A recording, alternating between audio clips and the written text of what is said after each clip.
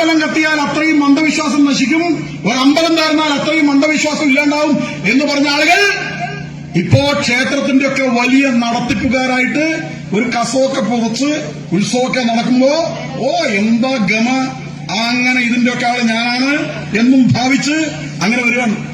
അവർ പറയാണ് ക്ഷേത്രത്തിൽ കാവിക്കൊടി പാടില്ല. ഉത്തരവിറക്കുകയാണ് ദേവസ്വം ബോർഡിന്റെ ഉത്തരവ്, ഒറ്റ നിറത്തിലുള്ള കൊടി പാടില്ല. എന്താ അങ്ങനെ ഒരു കൊടി കാവിക്കൊടി കെട്ടിയ എന്താ പ്രശ്നം?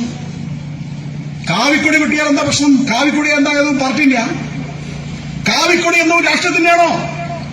ആയിരക്കണക്കിന് വർഷമായി ഈ നാടിന്റെ അദ്വൈതാനുഭൂതിയുടെയും ആർഷദർശനത്തിന്റെയും ഏറ്റവും സമുജ്വലമായ പതാകയാണ്, വിജയവൈജയന്തിയാണ് അരുണധ്വജം എന്ന് പറയുന്നത്.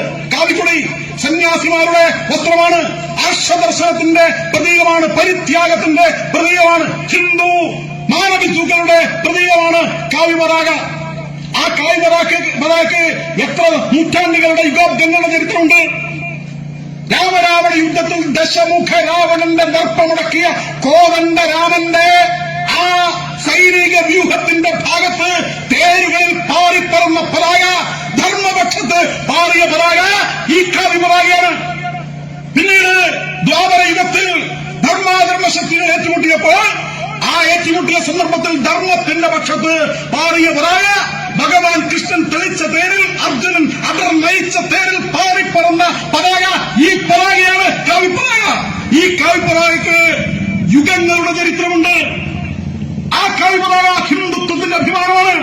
ഛത്രപതി ശിവജി പിടിച്ച കൊടി ഇതാണ്, റാണാ പ്രതാപ് സിംഹൻ പിടിച്ച കൊടി ഇതാണ്.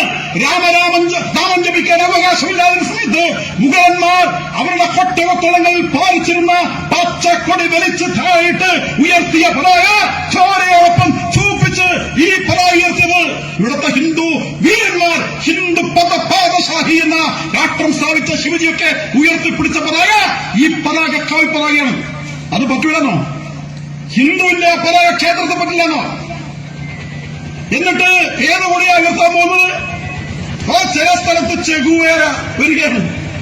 പിന്നെ പച്ചടി അച്ചാറുറ്റിച്ച് പോലത്തെ ഒരു കൊടിയുണ്ടല്ലോ,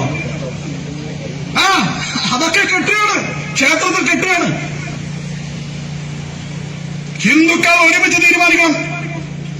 ക്ഷേത്രത്തിൽ ഉയർത്തേണ്ടത് ഒറ്റ കൊടിയാണ്, ആ കാവിക്കൊടിയാണ്. ആ കാവിക്കൊടി എല്ലാ ക്ഷേത്രങ്ങളും ഉയർത്തണം. എല്ലാ ക്ഷേത്ര പരിസരത്തും അതുണ്ടാകണം. അത് ഹിന്ദുവിന്റെ ആത്മാഭിമാനത്തിന്റെ കൊടിയാണ്. അത് വേണമെന്ന് പറയാൻ ഇവിടെ ഒരു സാമ്രാട്ടിനും അധികാരമില്ല. ഒരു പിണറായി വിജയനും ഇവിടെ അത് ഉത്തരവിടാൻ അധികാരമില്ല. ഹൈക്കോടതി പോലും പറഞ്ഞിട്ടുണ്ട് കാവിക്കൊടി കെട്ടാൻ പാടില്ല എന്ന ഉത്തരവ് ഹൈക്കോടതി റദ്ദാക്കിയിട്ടുണ്ട്. അത് ധർമ്മധ്വജമാണ്, ആ കൊടി പാടില്ലാണ്. ഓം എന്ന് പാടില്ലാണ്, ഓം എന്ന് പാടില്ലാണ്. അവർക്ക് RSS